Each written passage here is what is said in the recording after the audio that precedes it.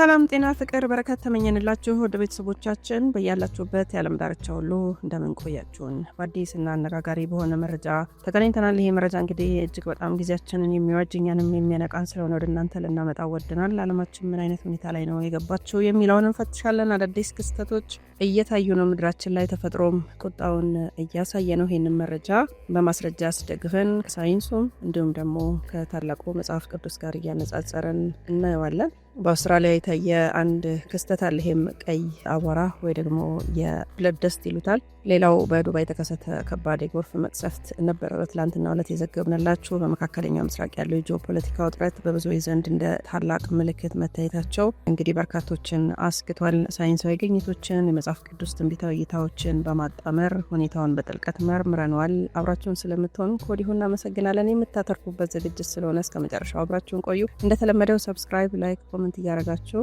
አብራችሁን ትቆዩ ዘንድ በአክብሮት ነው የምንጠይቀው። ሮማን ጸጋዬ ነኝ ከአክሱም ቲዩብ። ሰናይ ቆይታ ይሁንላችሁ።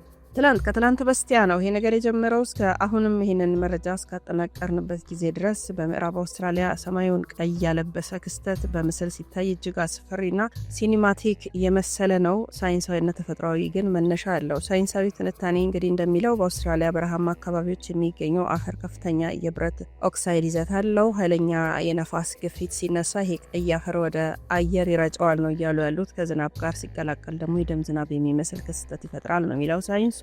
ሌላው መጽሐፍ ቅዱስ ነው። መጽሐፍ ቅዱስ ውስጥ ሰማይ ቀለሙን ሲቀይር ወይ ደግሞ ደም ሲመስል የታላላቅ ለውጦች ምልክት ተደርጎ ይወሰዳል። በተለይ በትንቢተ ዩኤል ምዕራፍ 2 ቁጥር 31 ላይ ታላቁና የሚያስፈራው እግዚአብሔር ቀን ሳይመጣ ፀሐይ ወደ ጨለማ ጨረቃም ወደ ደም ይለወጣሉ የሚለው ቃል ከነዚህ የተፈጥሮ ክስተቶች ጋር ተያይዞ ለሰዎች የንቃት ጥሪ ሆኖ ይቀርባል ማለት ነው። ከትላንት በስቲያ እንዲሁም ይችን ያለፉትን 3 ቀናትም እንዳያችሁት የዱባይና ኤምሬትስ ድንገተኛ መቅሰፍቶች ነበሩ። በረሃማዋ ዱባይ እንግዲህ ከፍተኛ የሆነ በረሃ ያለበት ነው እንዳጠቃላይ ኤምሬት ማለት ነው። ግን በአየር ንብረት ተመራማሪዎች ዘንድ እንደተነገረው እኛም በቪዲዮ እንደደረሰን መረጃ በጎርፍ፣ በበረዶ፣ በመብረቅ ሲታመሱ ቆይተዋል። ዱባይን ጨምሮ መላው ኤምሬት ማለት ነው። ተመራማሪዎችን በጣም አስደንግጧቸዋል። ትልቅ የሆነ መነጋገሪያ ሆኗል።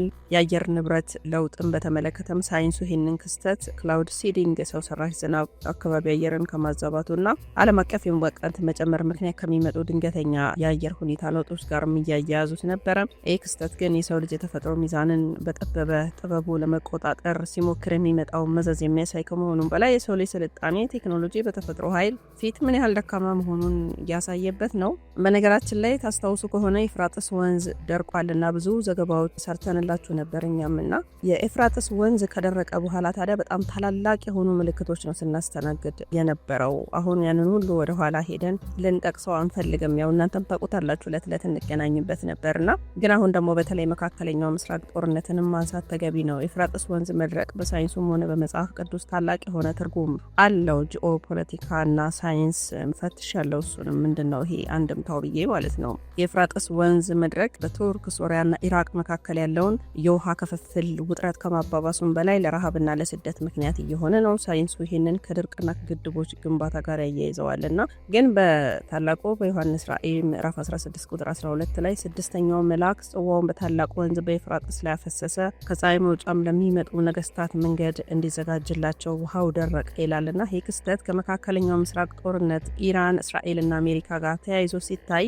ዓለም ወደ ታላቅ ወታደራዊ ግጭት እያመራች ለመሆኑ እንደ ዋቢ እየተጠቀሰ ነው ያለው ማለት ነውና አሁን ዓለማችን ያለችበት የጦርነት፣ የረሃብ፣ የጭንቀት ድባብ ሁሉ ከነዚህ የተፈጥሮ ክስተቶች ጋር ተዳምሮ ሲታይ የሰው ልጅ ወደ ሰላምና ወደ ፈጣሪው እንዲመለስ የሚጠቁሙ የንቃት ደውሎች እንደሆኑ ነው ለኔ የሚሰማውና በጣም የሚገርመው ነገር ከኤፍራጥስ መድረቅ በኋላ በጣም ብዙ ነገሮች ናቸው በትንቢቱ መሰረት እየተፈጸሙ ያሉት። ምንም እንኳን እኛ አቅልለን ብናየው፣ ለምሳሌ አሁን ዓለም በጣም እጅግ በጣም አስፈሪ በሆኑ ክስተቶች መካከል እየተናጠች ነው። ግን እኛ ምንም እየመሰለን አይደለም። ልባችንን አደንድነናል። ወደ ንስሐ የሚመለስ የሚፈራ ወደ እግዚአብሔር የሚጣበቅ ሰው አለ ወይ ነው አሁን ጥያቄው። ለምሳሌ አሁን ትላንትም በተከሰተው የምዕራብ አውስትራሊያ ሰማይ እንደ ደም መቅላቱ ያውም ደግሞ የደም አቧራ ዘነበ ብለው መደናገጣቸው በጣም በርካታ ምልክት እንዳለ ነው እየታየ ያለውና መሬቱ በቀይ አቧራ መሸፈኑ ይህም የደም ንፋስ መሆኑ በዓለም አቀፍ ደረጃ የተከሰቱትን ታላላቅ መቅሰፍቶች ማሳያ ሆኗል ማለት ነውና ብዙ ጊዜ ደግሞ ልብ ብላችሁ ከሆነ የሆነ ጦርነት የ12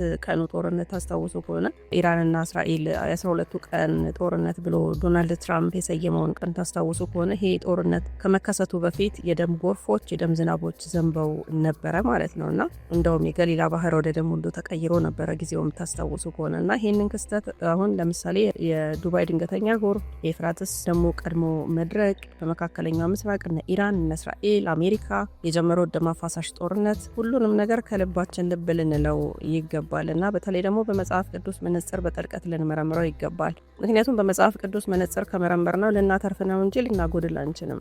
እና ለምሳሌ አሁን ደረቅ የነበሩ ቦታዎች በጎርፍ መጥለቅለቅ፣ በጣም ለሚሆኑ ደግሞ በድርቅ መመታት፣ እንደዛ አይነት ሁኔታ ላይ ነው ያለ ነው። አሁን አረብ ገልፍ ካንትሪዎች እንደሚታወቀው በጣም ዴዘርት የሆኑ ሀገራት ናቸው። አሁን ግን እያስተናገዱ ያሉት ጎርፍና በረዶ በጣም አስደንጋጭ ሁኔታ ላይ ነው አለማችን ያለችው ማለት ነው። የምዕራብ አውስትራሊያም ቀይ አቧራ ንፋስ በሜትሮሎጂ ሳይንስ ደስት ስቶርም ወይ ደግሞ ሀቦቢሊ በመባል ይታወቃል። በአውስትራሊያ በረሃማ አካባቢዎች የሚገኘው አፈር የብረት ኦክሳይድ በመያዙ ኃይለኛ ንፋስ ግፊት ሲነሳ ቀዩን አፈር ወደ አየር በመርጨት ሰማዩን ቀይ ቀለም እንዲያልበው ያደርጋል ነው የሚሉት እንግዲህ ሳይንቲስቶቹ ማለት ነው። እና ይሄ ክስተት ግን ከሳይንሳዊ ማብራሪያው ባለፈ ለሰው ልጅ ታላቅ የትንቢት ምልክት እንደሆነ ነው በርካታ ምሁራን እየተናገሩ ያሉት። በመጽሐፍ ቅዱስ ውስጥ ደምና ቀይ ቀለም የታላቅ መቅሰፍትና የፍርድ ምልክቶች ስለሆኑ ልብ ልንል ይገባል። ልባችንን ልናደነድን አይገባም። አሁን አሜሪካ፣ እስራኤል፣ ኢራን በከፈቱት ጦርነት እንግዲህ አይታችኋል። እኛ እንኳን በርካቶች ዛሬ ላይ ከቤታቸው እየወጡ አይደሉም፣ በነዳጅ እጥረት ማለት ነው። ሁሉም መኪናውን ቤት ውስጥ አቁሞ መንቀሳቀስ ሁሉ አቅቶታል። ትምህርት ቤቶች ሰርቪስ ልጆች መጠቀም አልቻሉም። እንዲሁም ደግሞ በገጠሩ አካባቢ ደግሞ በነዳጅ የሚሰሩ ወፍጮች አቁመው እንደገና ወደ ቀደመው ድንጋይ ወፍጮ ተመልሰዋል። እንደውም በርካቶች ደግሞ ያም የድንጋይ ወፍጮ በአቅራቢያው ስለሌለ እኔ እንደውም መረጃው ደርሶ የነበረ ከትላንት ወዲያ የደወሉልኝም ሰዎች ነበሩ በጣም ጭንቅ ውስጥ እንዳሉ ማለት ነው። ያለንበትን ጭንቀት አስቡ። ጦርነቱ ደግሞ በዚሁ እየገፋ ከሄደ ምንድን ነው የሚወጣን የሚለው ነገር ልብ ልንል ይገባልና አሁን ያለንበት ሁኔታ እስከ አንገታችን ድረስ ያጠለቀንን ባህር እያየን አይደለም። ወደ እግዚአብሔርም እየተመለስን አይደለም። ለጸሎትም ለንስሐም ለጾምም ለጸሎትም እየተጋን እንዳልሆነ ነው እኔ በግሌ ራሴን ጨምሮ ማለት ነው። ያለንበት ሁኔታ በጣም ከባድ ነው፣ ግን ምንም እየመሰለን አይደለም። የእግዚአብሔር ቀን የሚያስፈራው ቀን ሳይመጣ ፀሐይ ወደ ጨለማ ጨረቃም ወደ ደም ይለወጣሉ ይላል ዮሐንስ ራእይም። ፀሐይ እንደ ማቅ ጠቁራለች፣ ጨረቃም ሁሉ እንደ ደም ሆናለች ይላል ማለት ነው። እና ይሄ የምዕራብ አውስትራሊያው ሰማይ ቀይ የመሆኑ ክስተት ራሱ ዓለም ወደ ታላቅ መከራና የፍርድ ቀን እያመራች ለመሆኑ የመጀመሪያው የማስጠንቀቂያ ደወል ተደርጎ መወሰድ አለበት። ከትላንት በስቲያ በበረሃማዋና በስልጣኔ ማማ በሆነችው ዱባይና መላው የተባበሩት አረብ ኤምሬትስ በጣም አስደንጋጭ ነበረ እኮ ድንገተኛና እጅግ ከባድ የጎርፍ መቅሰፍት መከሰቱ ማለት ነው። ከተማዋ በውሃ ተውጣ አይተናል። የመብረቅና የበረዶ ናዳዎች ወርደዋል። ስለዚህ ይሄ ክስተት የሰው ልጅ የባብኤል ግንብን ለመስራት የሚሞክረውን ያህል የቴክኖሎጂው ስልጣኔ በተፈጥሮ ኃይል ፊት ምን ያህል ደካማ መሆኑን አሳይቷል ማለት ነው። ክላውድ ሲዲንግ ነው አሁን የሰው ሰራሽ ዝናብም ነው እየተባለ ነው። በነገራችን ላይ የሰው ልጅ ጥበብ የሰማይ ኃይላትን እንደ መቅሰፍት እንዲቀየሩ ማሳያ የሆነ ነው። መጽሐፍ ቅዱስ በትዕቢት ለሚነሱ አህዛብ የሚመጣውን ፍርድ ይናገራል ማለት ነው። የቀደመ እንግዲህ የኤፍራጥስ ወንዝ መድረቅ በአሁኑ ወቅት ለምናያቸው ነገሮች ሁሉ ምልክት እንደሆነ ነው ምሁራን መምህራኖቹ እየተናገሩ ያሉት። ሳይንሱ ይህንን ክስተት ከአየር ንብረት ለውጥ ወይ ደግሞ ግሎባል ዋርሚንግ ጋር ቢያያይዘው ረጅም ጊዜ ከዘለቀ ድርቅና በቱርክ ሶሪያ በተገነቡ ታላላቅ ግድቦች ምክንያት ውሃው መያዙ ጋር እያያዙም እየተናገሩ ነው። እና ይህ ክስተት በመጽሐፍ ቅዱስ ውስጥ የመጨረሻው ዘመን ቁልፍ ምልክት እንደሆነ ብዙ ምሁራን መምህራኖቻችን ሊቃውንቶቻችን ሲነግሩን ነበረ። ዮሐንስ ራእይ ምዕራፍ 16 ቁጥር 12 ላይም ስድስተኛው መልአክ ጽዋውን በታላቁ ወንዝ በኤፍራጥስ ላይ ያፈሰሰ፣ ከፀሐይ መውጫ ለሚመጡ ነገስታት መንገድ እንዲዘጋጅላቸው ውሃው ደረቀ ነው የሚለው። እንግዲህ የኤፍራጥስ መድረቅ የሚያመለክተው መካከለኛው ምስራቅ አሁን ያለውን ታላቁን የአርማጌዶን ጦርነት ይነሳል ተብሎ የሚፈራውን ነው እየተናገረ ያለው። ይሄ ወንዝ መድረቁ ከፀሐይ መውጫ ለሚመጡ ነገስታት የምስራቅ ኃይላት ያላቸው ኢራንና አጋሮቿን ነው። እስራኤልና የምዕራብ ኃያላት አሜሪካን ደግሞ ለመዋጋት መንገድ እንደሚከፈት ነበር የተነገረው ማለት ነው። በኢራንና በእስራኤል እንዲሁም በአሜሪካ መካከል የተጀመረው ጦርነት አሁን ወሳኝ ምዕራፍ ላይ ደርሷል። እንግዲህ የጦርነት ዓለምን ወደ ሶስተኛ ዓለም ጦርነት የሚመራ ነው ተብሎ ተፈርቷል። በጣም ገፊ ምክንያቶች አሉ። አሜሪካም ለድርድር ያቀረበችው ኢራንም ለድርድር ያቀረቡት ነገር የማይነካ ሆኗል ማለት ነው። እንደውም ጭራሽ አሜሪካ ኢራንን ደሴቷን የጋዟን እንደ አይኗ የምታየውን ቦታ ያንን ደሴት ወራለሁኝ ብላ ብዙ ሺህ ጦሮችን እያሰናዳች እንደሆነ እየተነገረ ነው። ይሄ ጦርነት እጅግ በጣም አሰቃቂ ወደሆነ ነገር ነው የሚሄደው። እነሱ አሁን በድርድር ሌሎችም ሀገራት ጣልቃ ገብተው ይህን ነገር ካልፈቱት እጅግ በጣም ዘግናኝ የሆነ እልቂት እንደሚመጣ ነው እየተነገረ ያለው። ይህ ጦርነት በተለይ በኤፍራጥስ ወንዝ አካባቢና በኢየሩሳሌም ዙሪያ መካሄዱ ደግሞ የትንቢቱን እውነታነት ወደ ማረጋገጡ ነው እየሄደ ያለው። አሁን ዓለም ካለችበት መከራ፣ ጦርነት፣ ረሃብ፣ ጭንቀት አንጻር የኤፍራጥስ ቀድሞ መድረቅ፣ የመካከለኛው ምስራቅ ደግሞ ጦርነት መቀጣጠል ታላቁ መከራ መጀመሩን የሚያሳይ እንደሆነ ነው እንግዲህ ምልክቶች የሚያሳዩት ማለት ነው።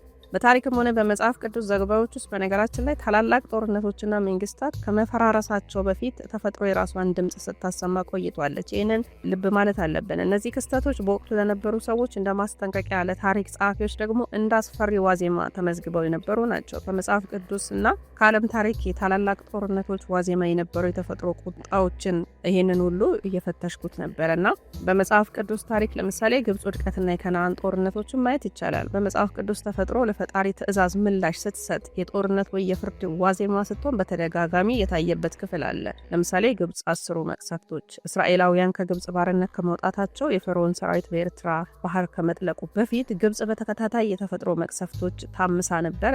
የአባይ ወንዝ ወደ ደም መለወጥ፣ የበረዶ ናዳና መላው ግብጽን የሸፈነ ጥቁር ጨለማ የታላቁ የነጻነት ጦርነትና የግብጽ ውድቀት ዋዜማ ነበሩ ማለት ነው። የኢያሪኮ ውድቀትንም ማስታወስ እንችላለን። እስራኤላውያን ከነዓንን ለመውረር ሲዘጋጁ ዮርዳኖስ ወንዝ መድረቁ ተአምራዊ ክስተቶች የታላቁ ጦርነት መጀመሪያ ምልክቶች ነበሩ። ሌላው ፀሐይ የቆመችበት ጊዜ ነው። ኢያሱ 10 ላይ በአምስቱ ነገስታት ላይ እስራኤላውያን ድል ከመቀዳጀታቸው በፊት ፀሐይ በገባኦን ላይ መቆሟ ከሰማይ የወረደው ታላቅ የበረዶ ድንጋይ ከተፈጥሮ የተሰጡ የጦርነት ድጋፎች ነበሩ ማለት ነው። ስለዚህ የዓለማችን ታሪክ የታላላቅ ጦርነቶች አስፈሪ ዋዜማዎችንም አሁን እኛ ያለንባት ምድርም አስተናግዳለች። በዓለማችን የታወቁ ጦርነቶች ከመፈንዳታቸው በፊት የታዩ የተፈጥሮ ክስተቶች በየወቅቱ የነበሩ ሰዎችን በድንጋጤ የጣሉበት ጊዜ ነበርና አሁንም ለዛ ነው ሰዎች በጣም እየፈሩ ያሉት። ለምሳሌ የሮማ ኢምፓየር ውድቀትና የጁሊየስ ቄሳር ሞት ሮማውያን እንደሚተርኩት ጁሊየስ ቄሳር ተወግቶ ከመሞቱና ሮማ ወደ የእርስ በርስ ጦርነት ከመግባቷ በፊት ተፈጥሮ እንግዳ ነገሮችን አሳይታ እንደነበረ ይነገራል። ለምሳሌ ፀሐይ ግርዶሽና ቀይ ሰማይ ታይቶ ነበረ ነው የሚለው ታሪክ። በወቅቱ የነበሩ የታሪክ ጸሐፊዎች ፀሐይ ለረጅም ጊዜ ብርሃኗን እንደነፈገችና ሰማዩ እንደ ደም ቀልቶ እንደታየ መዝግበዋል። ይሄ ለሮማውያን የደም መፍሰስ ምልክት ነበረ ማለት ነው። ሌላው የአዝቴክ ኢምፓየር ውድቀትም ይነሳል። ለምሳሌ ሜክሲኮ ማለት ነው። የስፔን ወራሪዎች አዝቴኮችን ድል አድርገው ከመደምሰሳቸው በፊት የአዝቴክ ንጉስ ሞዝ ቴዙማ 8 የጥፋት ምልክቶችን እንዳየ የታሪክ ጸሐፊዎች ከትበውታል። ሌላው በሰማይ ላይ የታየ እሳት ነው። ጦርነቱ ከመጀመሩ ጥቂት ቀናት በፊት በየቀኑ እኩለ ሌሊት ላይ እንደ እሳት የሚቀጣጠል ኮከብ ወይ ደግሞ ኮሜት በሰማይ ላይ ይታይ እንደነበረ፣ ይህም መንግስቱን በጦርነት እንደሚፈርስ ትልቅ ማስጠንቀቂያ ተደርጎ ተወስዶ ነበረ ማለት ነው። ሌላው የመጀመሪያው ዓለም ጦርነት የሃሌ ኮሜት ማየት እንችላለን። እንደ አውሮፓውያን የዘመን ቀመር በ1910 ማለትም የመጀመሪያው ዓለም ጦርነት ከመፈንዳቱ 4 ዓመታት በፊት ማለት ነው። የሃሌ ኮሜት ለአይን በማይታይ ሁኔታ ወደ መሬት ተቃርባ እንደነበረ ነው የተጻፈው። የህዝብ ድንጋጤ ነበር። ከፍተኛ የድንጋጤ ማዕበል ነበረ። በወቅቱ በነበረው ሳይንስና የሃይማኖት ግንዛቤ ይሄ የሰማይ አካል መታየት ታላቅ ደም መፋሰስ በዓለም ላይ እንደሚመጣ ምልክት ተደርጎ ታይቷል። እንደተባለውም ታዲያ በ1914 የሰው ልጅ ታሪክ አይቶት የማያውቀውን ታላቅ እልቂት ተከስቷል። የናፖሊዮን የሩሲያ ወረራና የአይጡ ጦርነትም ይነሳሉ። ናፖሊዮን ቦናፖርት ሩሲያን ለመውረር ሲንቀሳቀስ ተፈጥሮ አስቀድማ በከባድ ቅዝቃዜና ባልተለመደ የአየር ሁኔታ አስጠንቅቀው እንደነበረ ታሪክ ይናገራል። የሩሲያ ጀነራል ክረምት ይባላል፣ ጀነራል ዊንተር በመባል የሚታወቀው አስፈሪው ቅዝቃዜ የናፖሊዮን ግዙፍ ጦር ከመጨፍጨፉ በፊት አስቀድሞ በታዩ የተፈጥሮ ምልክቶች የታሪክ ምሁራን ወረራው ውድቀት እንደሚሆን ተንብየው ነበረም። ስለዚህ አሁን ያለው ሁኔታችንም ከታሪክ ምን እንማራለን ልንል ይገባል። ዛሬ የምናየው ቀድሞ የደረቀው የኤፍራጥስ ወንዝ፣ ከዛ በኋላ የመጡ መከራዎች፣ አሁን ደግሞ በተለያዩ አካባቢዎች ዱባይና ኤምሬትን ጨምሮ ሌላ መላው ዓለም በሚባል ደረጃ ይሄ የአየር ንብረት ለውጥ፣ በአውስትራሊያ የታየው የደም ንፋሶች ከታሪክ አኳያ ሲታዩ የሚነግሩን አንድ እውነት አለ። ታላቅ የኃይል ሚዛን ለውጦች እንደሚኖሩ ነው። shift of power ይሉታል። ከመከሰታቸው በፊት ምድር ሁልጊዜም ትታወካለች ማለት ነው። እነዚህ ክስተቶች የመካከለኛው ምስራቅ ውጥረት ወደማይቀለበስ ደም አፋሳሽ ጦርነት መሸጋገሩን የሚጠቁሙ የተፈጥሮ ቴሌግራም የሚመስሉ ሆነዋል ማለት ነውና እንደ መጽሐፍ ቅዱስ አስተምሮ ተፈጥሮ የሰው ልጅ ግፍና ኃጢአት መሸከም ሲያቀታት እንደምትጮህ መጽሐፍ ቅዱሳችን ይነግረናል። አሁን የምናየው የንፋስና የውሃ መናወጥ የዓለም ፖለቲካ ውጥረት ወደ ፍጻሜው እየደረሰ መሆኑን የሚያሳይ እጅግ በጣም አስፈሪ የሆነ ምስክርነት እየሆነ ነው ማለት ነው። ዕለት ዕለት የምናስተናግደው እኛና እናንተ የምንገናኝበት ደስ ማይል ጉዳይ ቢሆንም ነገር ግን ጊዜያችንን እንድንዋጅ እግዚአብሔር ለዚህ ቀን እድሜ ስለሰጠን ሁላችንም ልንነቃና ወደ እግዚአብሔር ልንጣበቅ ይገባል ለማለት እንወዳለን። ወደ ቤተሰቦቻችን ለዛሬ የነበረ መረጃ ይህን ይመስላል። ያላችሁን ሀሳብ አስተያየት በኮሜንት መስጫው ላይ ብታጋሩን ደስ ይለናል። አብራችሁን ስለነበራችሁ እናመሰግናለን። ሰላም ለሀገራችን፣ ሰላም ለምድራችን።